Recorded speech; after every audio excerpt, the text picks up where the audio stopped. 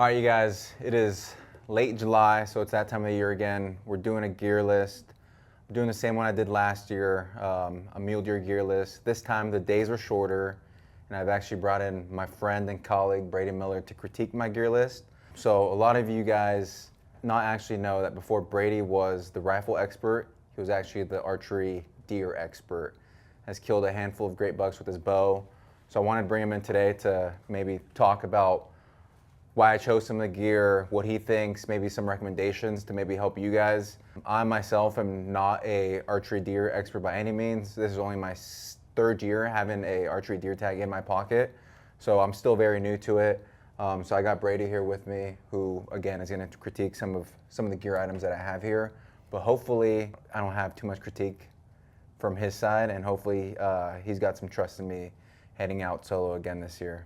I kind of wish we had your buck sitting in the background right now, the one you took last year, because you're quickly becoming an expert. So, yeah, proof's in the pudding. He's already taken a solid archery buck last year. So, I know, should have brought him. I do want to bring him in to live in here, but without further ado, we'll get started. I'm gonna work from left to right, which for those watching is gonna be right to left.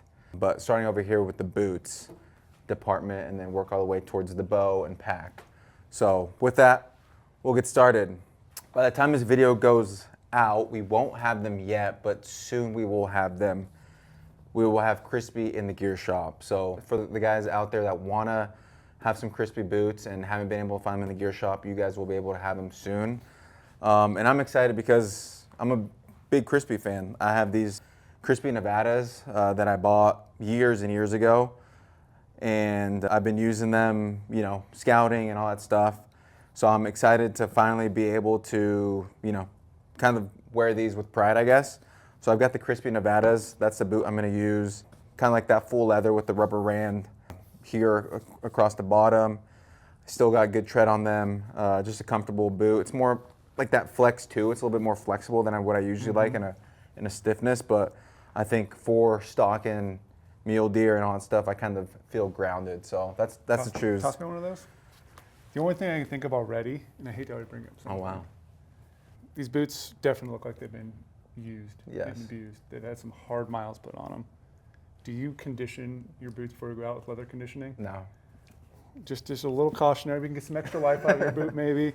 And like, obviously where you're hunting, I know where you're going, it's gonna be like pretty dry and everything, but like just in case you get some morning dews in the morning, or like just to keep your leather great, because a lot of times it start to get cracks right here, you know, and then your boot will like wear out quicker. So I don't know, maybe get some little leather conditioning to add some more life to it. That way you'll get more miles out of your boots. But I have done it like once or twice. Yeah, you probably don't need to do it too often. You could do it like once a year and probably be good. But yeah, just a little thought, because I see they're just, you know, there's miles on them, which is good. They got some character. What do you think about this boot choice? I think it's a great choice for the hunt you're going on. Like I like, you know, mid-height boot. I'm a fan of leather boots, and like obviously you've broken them in. That's the biggest thing too. They're well broken in. And what insole you running? So I'm gonna do Lathrop & Sons insole. I'm not too familiar with them. Kind of soft to the touch, kind of like that gel insole. Yeah. Batwing technology. I was lucky enough to have those guys send me a pair to try out for the fall, so I'm gonna be running that. I took it to Hawaii, so I thought they were comfortable and I thought they're great. So I'm just gonna put them in these Crispy Nevadas and run those. I'm not a guy who I have too many foot issues, especially if I have the boot broken in and everything. So I think I'll just put these in and be happy that I did so. But I think with the Crispy, I could get away with even their factory insoles if I really needed to. No, that's a good choice. I think it's always good to have a custom insole, because then it's like mirroring your foot and adding that extra little bit of you know, comfort and customization to a boot. Yeah, cool. So that's the boots. I'm gonna do kind of my top apparel systems and do the bottom and all that stuff. So we'll run into apparel now. Kind of standard rain gear. It's going to be just a M5 rain gear at the top.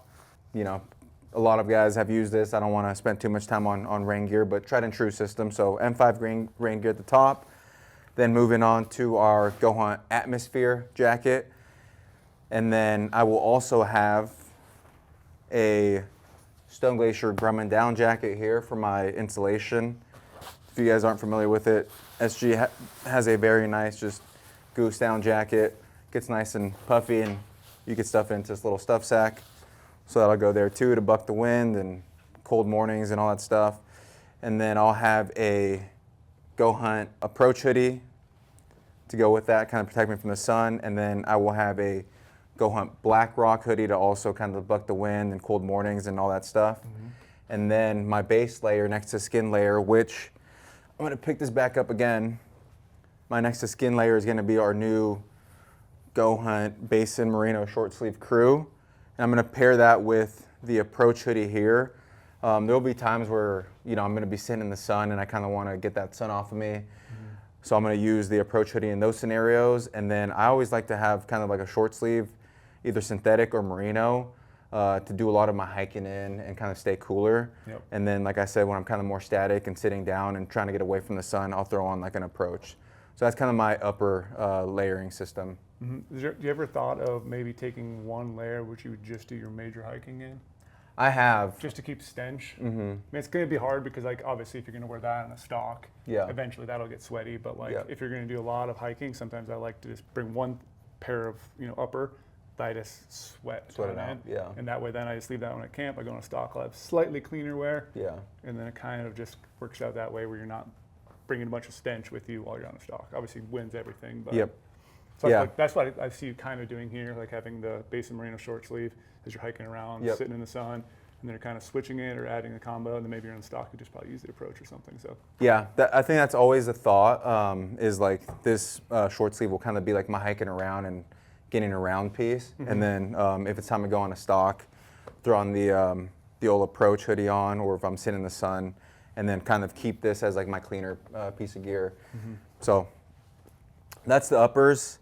On my head, I will just have a classic GOHUNT Softy 2.0 hat. Worn a lot of hats while hunting that we offer, and I think this year I've really found the Softy to be my favorite. I think it's the first one that I started hunting in, and I think it's just gonna remain the old tried and true. We have a bunch of different color options, you know, camo and this gray colorway. So GOHUNT Softy 2.0 gray hat. If you're crossing a river or stream or anything like that, just dip it in there, get rid of any salt stains or sweat stains, whatever you got there.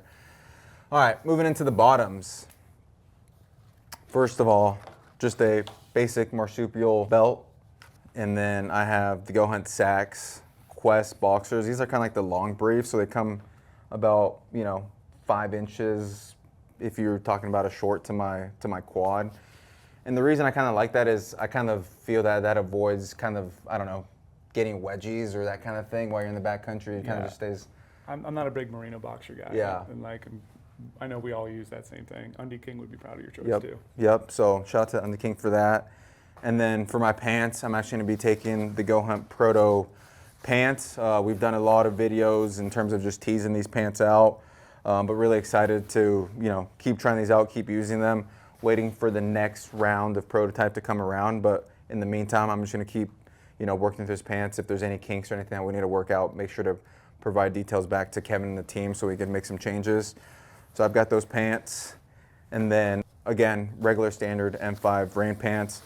This is their new fit. So they've got kind of a zipper here so you could fit a phone and all that stuff. And then full side vents for either taking them off with boots or letting some air out. And then last but not least, which I should have paired with my boots, are just some standard Darn Tough socks. These are my Lucky socks that my little sister actually bought me years ago. But I like them because it's got a little bit of an eagle on there, and anytime I'm in the backcountry and I'm like, man, this kind of sucks, I don't know, I got some piece of home to remember of or something like that. You go flying like an eagle. Yeah, flying like an Through the eagle. mountains. So, Before we move on, my question there is, do you have another pair of socks or like a method for stocking, like when you move your boots? How do you accomplish that? I'm just gonna stock in full socks. Full socks? Yeah. So you can bring an extra pair maybe? Or are you just gonna try to, cause like the only thing I think of is like, okay, you're gonna stock through something, you get a bunch of random burrs from like, you know, Yeah. vegetation and thorns and that stuff. Yeah, you know, And they have to sit there and pick them off later. you know what? You caught me, Brady. I did not think about the stocking. You might have had it in your gear list, or it might be something afterthought later, but like that's the one thing I think of, either like extra pair of socks or, you know, some like stocking shoes Yeah. or something like that. But Yeah. So last year I had a pair of stocking shoes that Kenneth at Kafaru actually sent me over, and I was able to use. I believe they're called Gulo Outdoors. But we carry Ancient. Yep. So it's like a full leather in the shop. So I'm actually, you know, realizing right now, kind of like one of those pieces in my kit that I don't have and I need to pick up. So ancient stalkers is, I'm definitely gonna pick those up. So I'm gonna add that to the kit and make a note of that. I'm glad I was here then. That's why we're doing it this way. Add one piece of advice. Cool. All right, so finishing up with some apparel, just a regular old GOHUNT waffle dome beanie. Nothing crazy there, just throw it on my head. Maybe look like Fred Bear and Trail if I'm ever like going on stock and want to look super cool. And then these are some just regular Stone Glacier Merca gloves, kind of just a work glove for mostly use these while hiking or working some like nasty cliffy country or whatever, so I don't want to cut my hands. And then if I'm glassing early mornings or late afternoons and it's a little bit chilly or there's a little bit of wind, I got these Stone Glacier grapple gloves to throw on there. It's a pretty lightweight and minimal clothing setup. I don't have extra pair of socks, I don't have extra pair of underwear, I don't have a bunch of gloves. So yeah, I mean, it's pretty bare bones, but I think that system right there will be able to reduce weight, and then while I'm in the backcountry, I'll probably even be like, oh man, I should have probably left this piece at home or whatever. Yeah. But I think that only comes from backcountry experience, because I think a lot of people will carry too many clothes in the backcountry, and then you're never going to use that piece of gear. Yeah. So like you have it refined down to what works for you. Like I said, yeah, you could have multiple pairs of boxers, but hindsight, you probably are never going to switch them. Because Yeah. you're just going to keep going like, why'd you carry stuff you're not going to use? yeah, So refined, dialed. and like especially like solo, if someone stinks, it's hunting. Like it is what yeah, it is. it is But what it is. yeah, even hunting alone, like that's another reason to even want to go lighter and nastier, I guess. Yep. So moving on to my sleep system.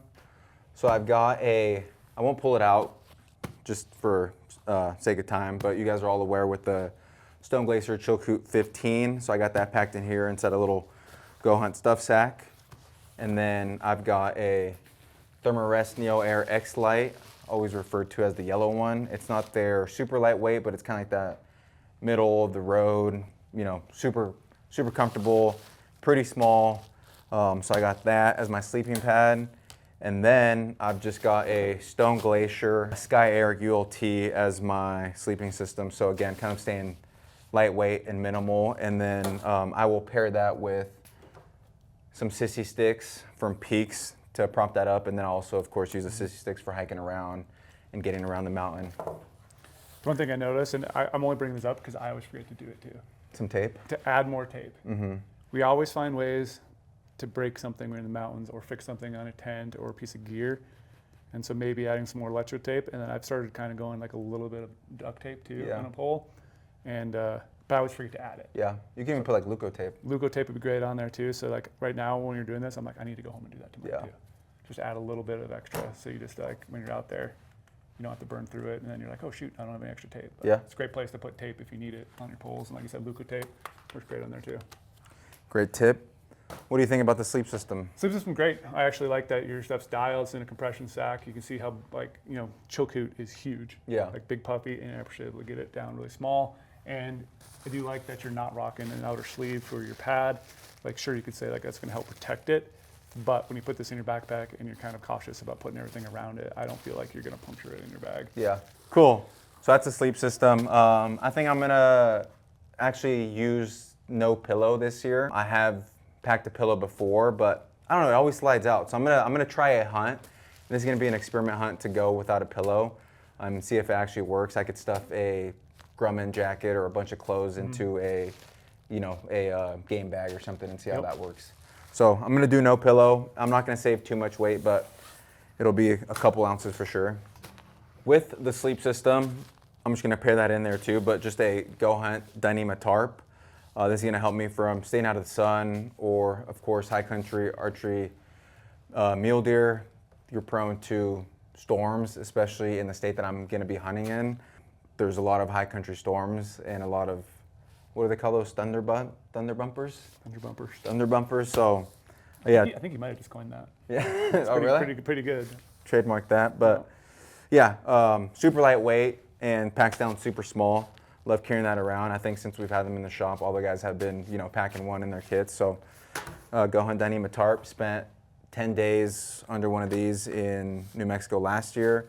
And I was actually thinking about it. If I really wanted to go super lightweight, I could pack a bivy and get rid of my Sky ELT, but to have a little bit of comfort, if you will, and I'm not having 10, 13 days of food with me this time, I will kind of sacrifice some weight and take a little bit more comfortable like the Sky ELT. So that's my reasoning there. And then just a MISC piece of gear is a Stone Glacier dry sack. That's just kind of gonna be if I got, you know, say all this gear or some electrical stuff that I need to put away in a rainstorm, or I don't know, something happens, I've got that to put in there. Even if I need to put some meat inside my pack, I kind of keep those. Yep. If I want to put back straps or tenderloins in here, I could kind of keep that away from my gear, getting all bloody and all that stuff. So don't really use it too much, but when I do, I'm glad I have it.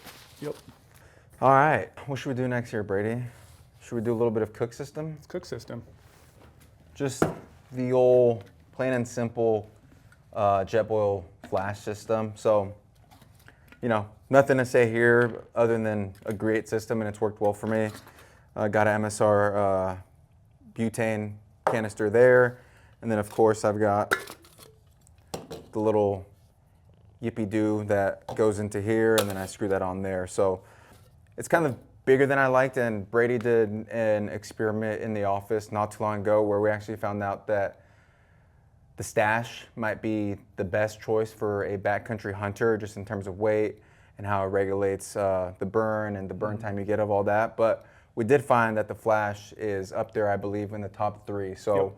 I don't find it that I need to upgrade right now, but if I was gonna upgrade this season, I definitely consider the stash. But I've got the flash, and it's just what I have in the kit, so I'm gonna run with that this year. And it works well too, like how contained that system is. Everything fits in there really nice. It is a good size. Like sometimes I like the vertical rather than, like mine is kind of wide, and so it kind of takes up a little bit more, not a lot of volume, but a little bit of width on the backpack, and that can slide easy. Yeah. Or even go in your spotting scope pocket if you needed to. Like you can put it in a lot of different places. Yeah, the one you have, the stash, is a little awkward shape. It is. But I like how this one just kind of like packs down nice. And I will note that when I actually leave for the hunt, I'll probably put a little bit of toilet paper or something here to kind of stop that rattle noise. Pro tip there. But just since, you know, we're still quite a days away from the hunt, I won't do that yet. But definitely when you're at the trailhead, or it's probably one of those situations where you're hiking, it's like, what's that rattle noise? It's probably this. Yeah. All right, cool. Moving on, just a little bit of charging stuff for my phone. Of course, gonna have like GOHUNT maps, so I need to recharge my phone and want to be in communication with loved ones. But I've got this Dark Energy Poseidon Pro, and with it being a 5-day hunt, I think I just get away with 1. If it was a longer backpack hunt, like 8 to 10 days, I might take 2 just to be safe. But I feel like I could get away with 1, and then I've just got a Goal Zero solar panel here that I could recharge this Poseidon here. So this is the Nomad 7, so if I'm glassing from camp or something, I could just set that up to charge. Or if I'm leaving for a day hunt, you know, I could just set this up at camp and come back, and I've got my Poseidon Pro charged up. Yeah, so that's the system there, just to stay recharged and connected. I've just got my phone. I won't have any camera gear or nothing. So that's that. Moving into a little bit of like water and hydration system. Just gonna have the GOHUNT 32 ounce. This is kind of like our lightweight material over from Nalgene. I don't believe they actually make these anymore, and they've been discontinued. I know. Which kind of sucks, but if you've got one of these, you're the lucky few. So that's gonna just run on my hip quiver on my pack that I'll talk about later. And then I will pair that up with a MSR Drome Light 6 liter and a Platypus 2 liter here that I'll just kind of condense down. It's, as you see there, it's kind of like nice and packable. And this piece of gear right here, even without him knowing, but I'm about to tell him, I've actually took this piece from Brady. He's got an older model that's I actually like a little bit better because it looks a little bit more durable. But this is kind of just a pro tip from Brady in terms of just having the ability to have a bunch of water in a spot that there might not be water, and you got to climb and stay up there for a few days. I definitely want the ability to have a little bit of a reservoir, so I could stay up for a day or two, and then if I have to, I'll come down during the night when there's absolutely no hunting going on and I don't have to burn any time, refill up on my water, and then go back up with the empty pack and all that stuff. So that's a pro tip I learned from the big dog here. So essential having water. And like I said, when you're up in the high country and you're always glassing down, where's all the water? Yep, It's down at the bottom. Mm-hmm. And you'd rather stay up high if you have to make a long stalk or whatever. You can keep that in your backpack if you have your Nalgene, and then refill it when you're coming back, or like I said, drop down at night and not waste hunting time.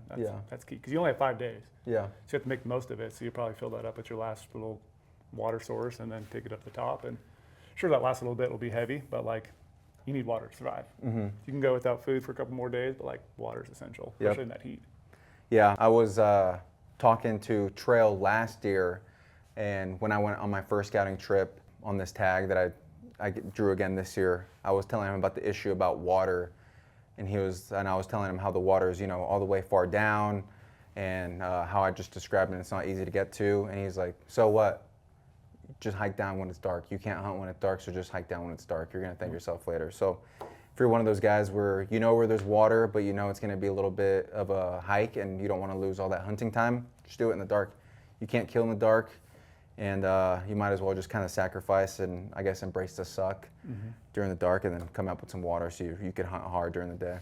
All right, med kit. This is just a standard Stone Glacier med kit.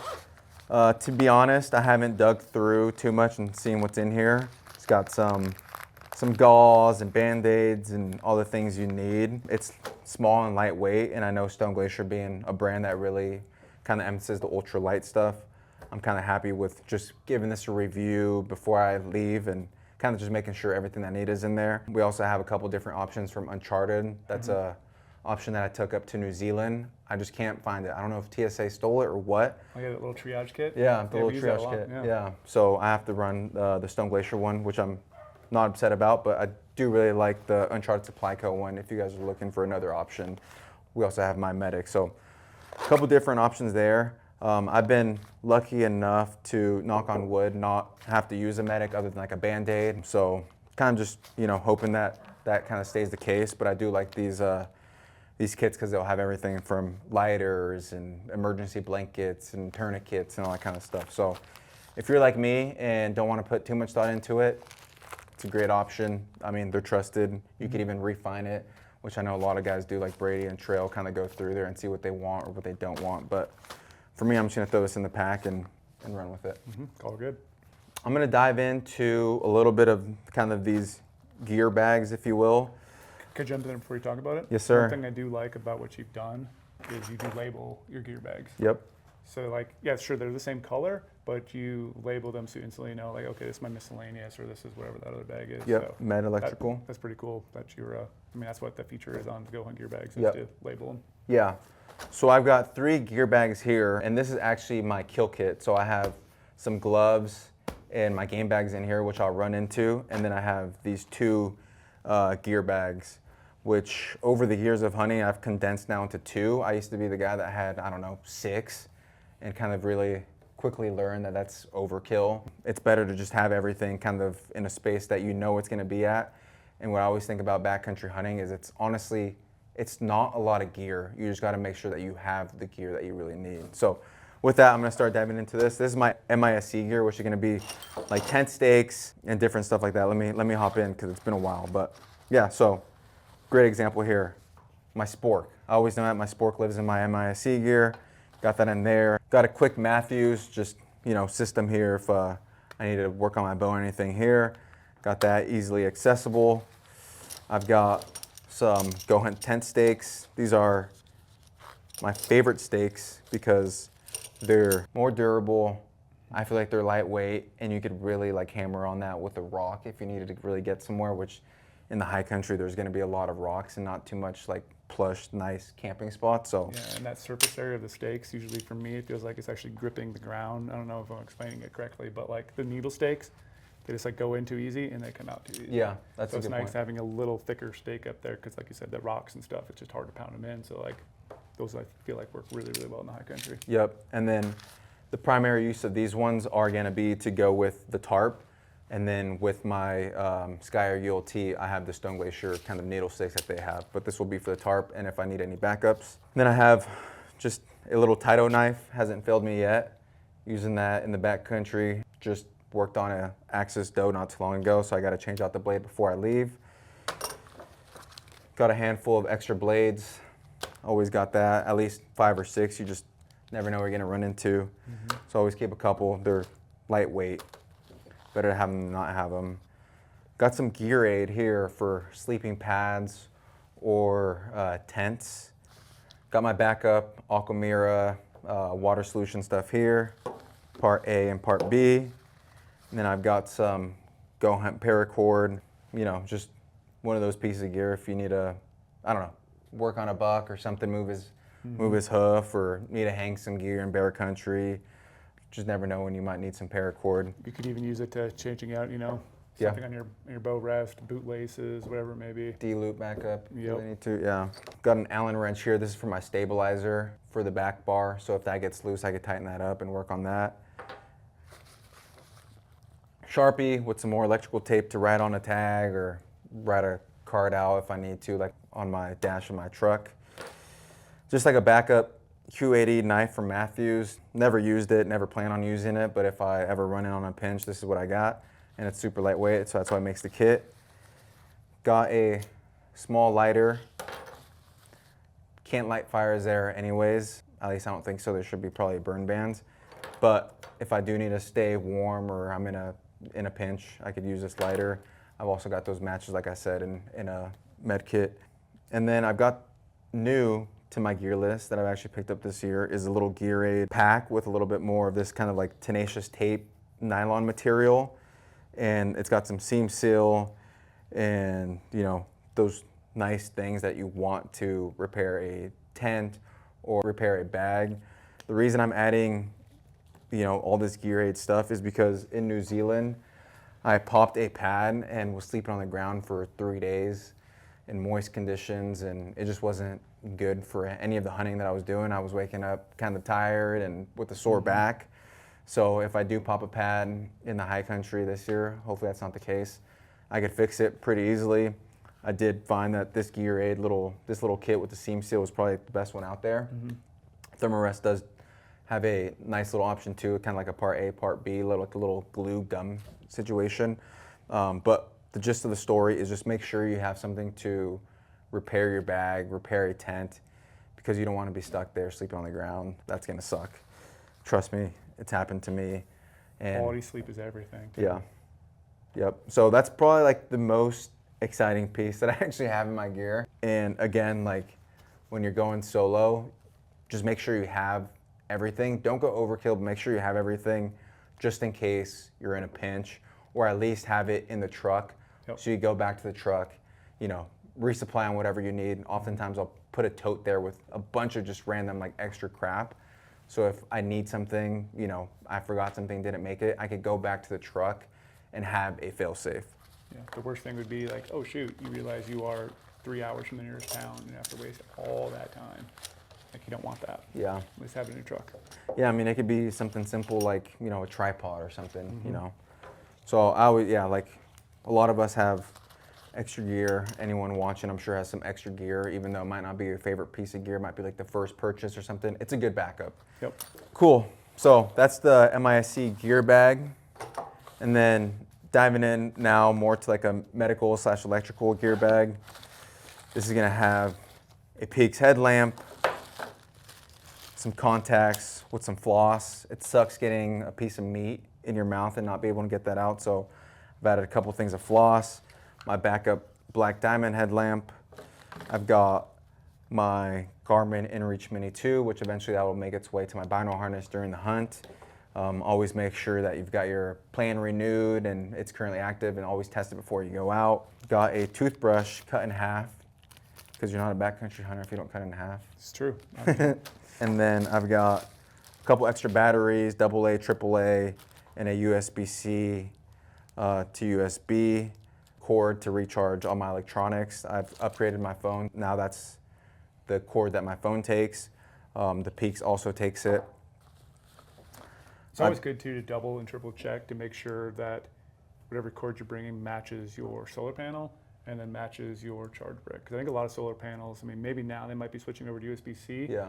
But all the old ones, I think that we have are USB-A. Yeah. And so like making sure you're not bringing, hey, I have a USB-C because my iPhone's USB-C to C. Yep. So like making sure that cord is actually plugged in, and don't just assume like just grab it and throw it in your pack without double checking everything. Yeah, I think the smart thing to do is if you have time, charge up that brick and then make sure all your cables are working properly.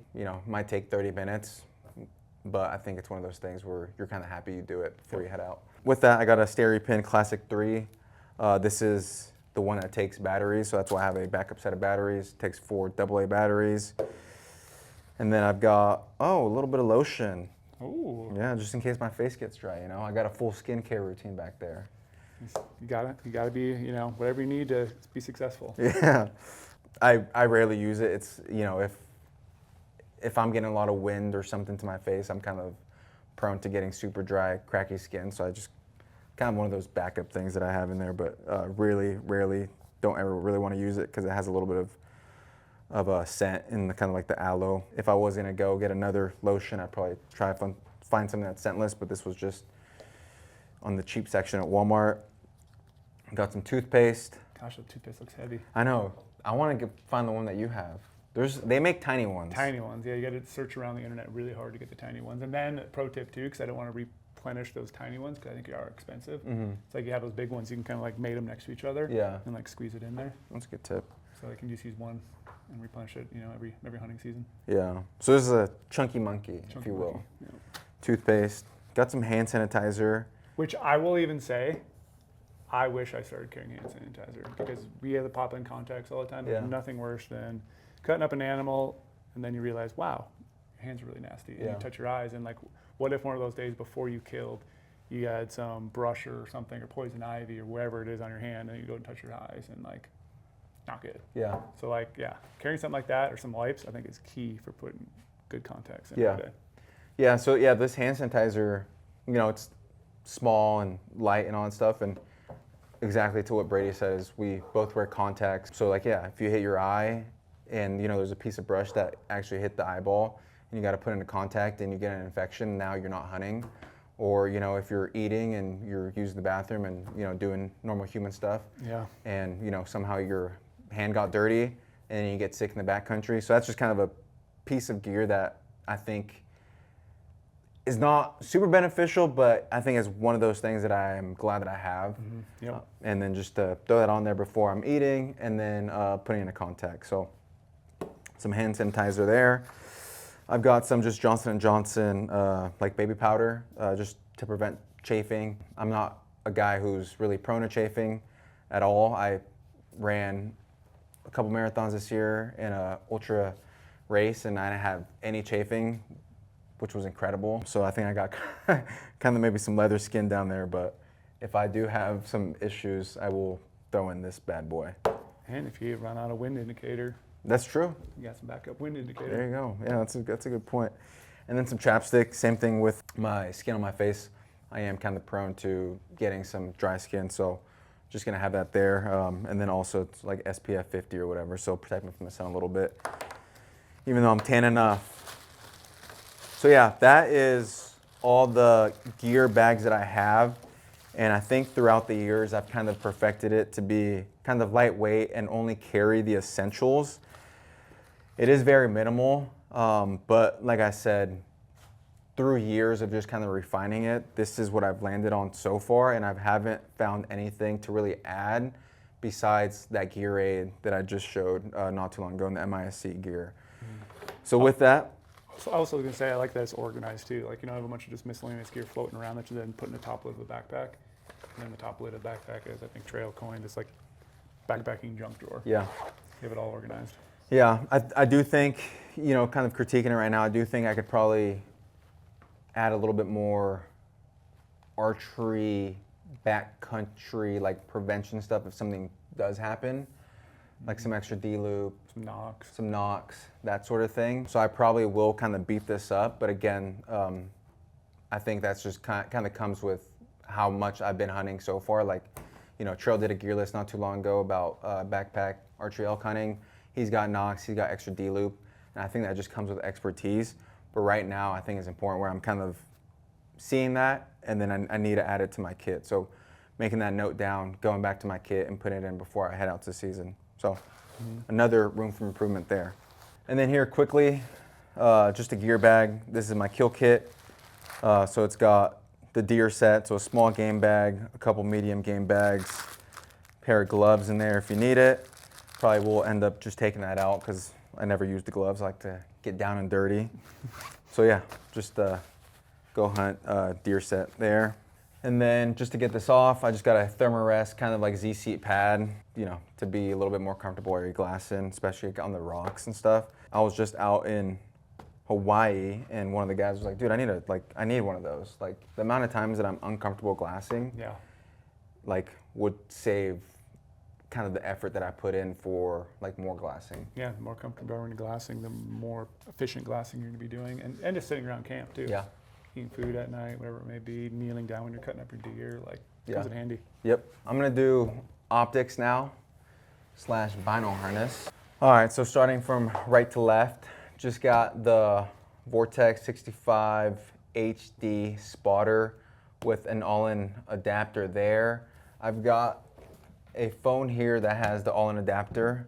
I have a new phone, but I haven't got the phone case yet because it's out of stock, but I will eventually get that. But anyways, just kind of, you know, a good spotter system.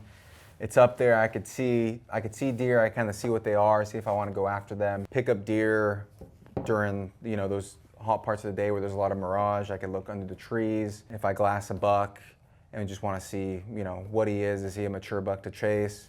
Kind of what is he going to do? I could do that with that spotter, and it's still kind of lightweight enough to where I don't find myself kind of hitting my decision later on down the road, you know, potentially with like a 85 or higher. It's just kind of like that middle of the road spotter. I think I could even go smaller if I really wanted to, but for now that's kind of been my system and just has proven itself. And yeah, it's got enough magnification too for some long distance glassing and digiscoping and analyzing bucks, because the worst thing is going and stalking a group of bucks that you really weren't happy with. Yeah. You're like, oh shoot, they're actually smaller than they are. So it's nice packing around, getting some footage of some bucks. Yeah, getting some footage of some bucks to come back and share with the guys. Cool, so that's the spotter, and then my tripod of choice this year is going to be the Tricer BC with the LP pan head here. Just kind of a lighter weight system.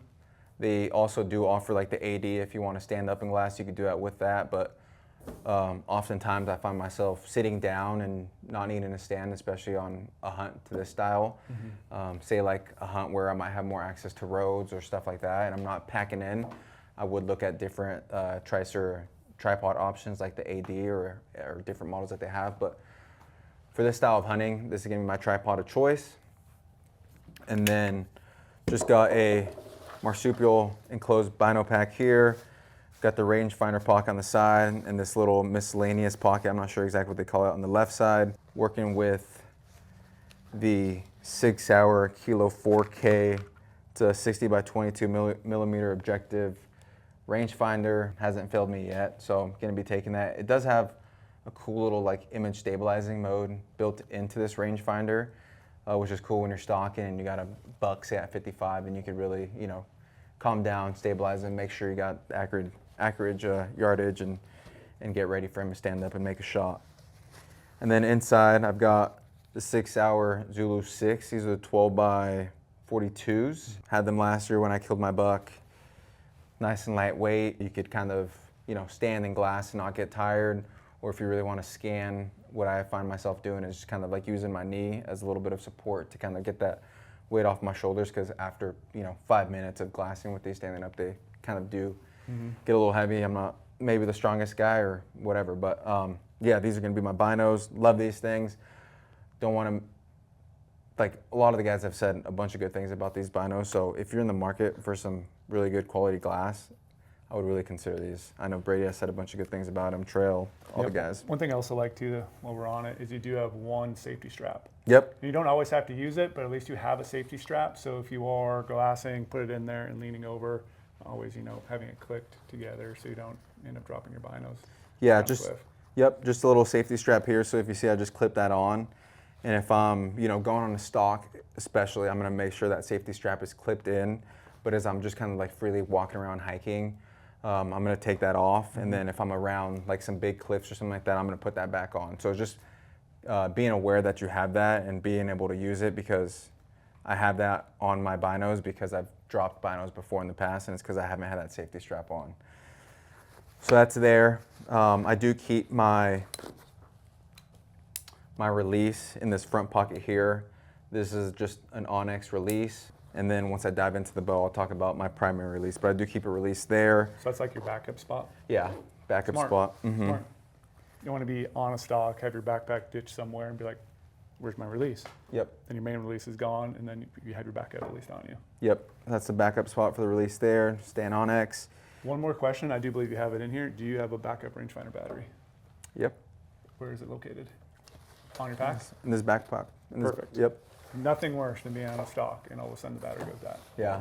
Even if you change one ahead of time, whatever it may be, always carry a backup. Yeah, so always carry a Keep backup. it on the person. Keep it on the person. Ideally, keep it on your bino harness. And then before I actually leave, I will kind of get some plastic or a plastic bag to put this in just to prevent it from any weathering or anything like that. So I got a backup battery there. Wind checker, of course. And then I always just keep, a set of Allen wrenches on me. So I'm going to be able to work on everything on my bow with a set of Allen wrenches and my sight. Mm-hmm. And then for my back stabilizer, I have that Allen wrench that I showed you guys in my MISC gear. And then the final thing here is I just have this little pocket. This more it just kind of serves as a spot to put things in. So if if I'm on a stock and I want to put, say, my release in here, just kind of have a different angle, or I want to put some toilet paper in there. I don't know, whatever. Some snacks I could even put in there.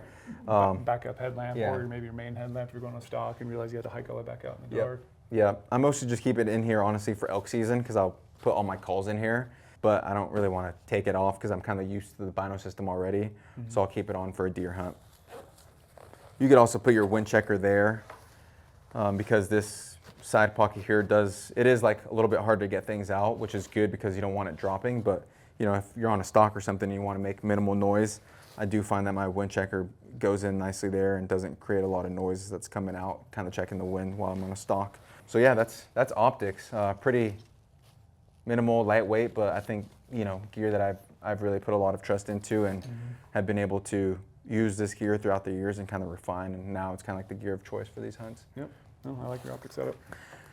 And I think too, like another important thing on this setup is, from personally speaking, I don't think it's breaking the bank too much, which of course is like a big consideration when I'm choosing optics. Like of course would maybe love like a Swaro spotter or something like that to really have the most high quality glass. But I think these are good options for anyone that's out there that's just kind of looking to get a good spotter and be comfortable with it back in the backcountry. Mm-hmm. Let's do bow. Let's do some arrows first. I've got the UltraView 1K arrows here, injected mold fletching, all their components that they have in here. Won't go too far into the nitty gritty there. We have a video coming out with Trail, who's kind of running the same system. Got a tight spot hit quiver that will just mount to my belt.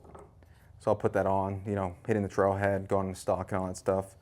Tight spot hit quiver with a tight spot 5 arrow quiver. Same arrow quiver that I bought years ago when I started bow hunting, and it hasn't failed me yet. So the total peep system is actually pretty unique too, because we get questions all the time. How you guys running your quivers?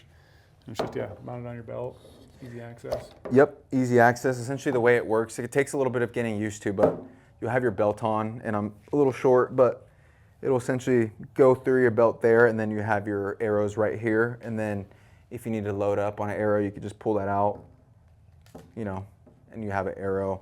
The reason that we like these hip quivers, and I believe I will coin Trail with kind of like finding them and making them popular here within the office, is that you don't have to run your quiver on your bow to have extra drag and extra weight on your bow. So it kind of helps like bucking the wind and all that stuff, which once you get used to it is actually a really nice, neat system. So if you're ever interested, it's just a tight spot hip quiver there. And then moving on to the bow, my release will be a UV button and just a Matthews Lift 33, a stabilizers. This is a 10-inch and then a 12-inch front bar, Matthews QAD integrated rest system, another UV arrow. My broadhead of choice is going to be the Sever 1.5 hybrid, 100 grains. Got the new UV slider 2 in a 5-pin configuration, 33 axle to axle, shooting about 295 feet per second and pushing, and it's at about 70 pounds. So I've had this bow at 75 pounds, and I think with all the running that I've been doing, it's made me a little bit weaker, candidly. So I changed my mods back to 70, and as I'm shooting right now, kind of getting ready for the season, it's just a smooth, easy draw cycle and plenty of ample, weight and everything that you need to kill a buck or elk or anything out in the West, in my personal opinion. Can I mess with your bow real quick? Yeah. One thing I'm really glad you have on your bow, I'm gonna flip your rest down, is you do have padding, little felt here on your riser. You can see here on the corner and then on the flat part of the riser. So if your arrow does somehow fall off or this thing isn't up, silent. Yep. So it adds that little extra peace of mind when you're on a stock that your arrow's not gonna bump up against your riser and make a noise or something random like that. So that's a really cool thing to customize it on your bow. Yep, got the felt there, and then have some felt on the actual Q80 drop away rest there too. What's rattling there is just the sever isn't all the way screwed in, but yeah, kind of just keeping everything like quiet. Yep. Making sure there's no weird clicks going on. And then for the grip, I took off the standard grip that these bows come with and just kind of put one of these, I think it's called lizard skin, kind of like back grip. Kind of just experimenting with it now. Have done that for a full year and I haven't found anything too crazy about it. I do really feel that I'm more disciplined in my shot. So that's kind of why I've been using that. But just one of those tinkering items that I'm doing. Usually I like to stay pretty like simple and minimalistic and try not to change things a lot if they work, but the grip and stuff like that is something I've been working with, and it hasn't changed my shot too much. If anything, I actually think it's helped me for the better. And then I just have a little mantra that's graffitied onto my bow. I don't know if you can see that, Brady. It says BTB. BTB, what does that stand for? Burn the boats. Burn the boats. So I could have a little mantra when I'm at full draw. I like that. And then just kind of like say that in my head as I've got, hopefully a buck, hopefully like at 40 or 30 yards, I could just say, kind of burn the boats and calm down and just kind of work through my shot process there. Are you bringing with you a bow sleeve? I will not bring a bow sleeve. Okay. Reasons for that? I just don't think there's a lot of brush. Because you're open country, bow hunting. Yeah, if it was a little bit more brushy, potentially like elk hunting later in September, I would consider a bow sleeve just to keep the bow a little bit more protected. But because I've kind of been in this spot and it's my second time being there and kind of know what to expect, I'm just going to keep the bow in hand with no bow sleeve just because anything could happen at any second. No, I like that answer. That was a good one. That brings us to the final piece of gear, which is going to be the pack. Oh. Boom. This is the pack of choice. Kifaru Absaroka with a KU lid and a Kifaru little water holster there for my 32-ounce Nalgene. And then I've got a rain cover here that I'm just going to throw into, one of these pouches here to make sure I always got it there and not mess with it.